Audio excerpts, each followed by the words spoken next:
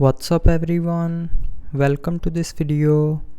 In this video I will show you how to fix if your phone is not turning on in hyperos. So to fix this issue, first of all plug in charger to your phone for at least 10 minutes, and after 10 minutes force restart your phone.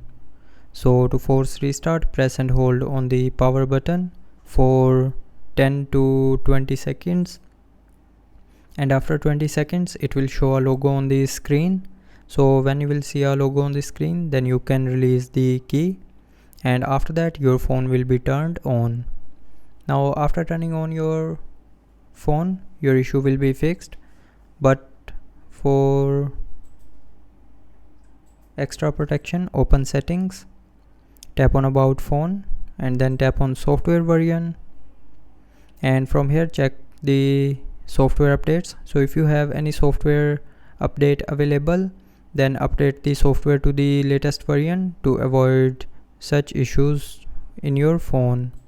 So that's how you can fix the phone not turning on issue in hyperos.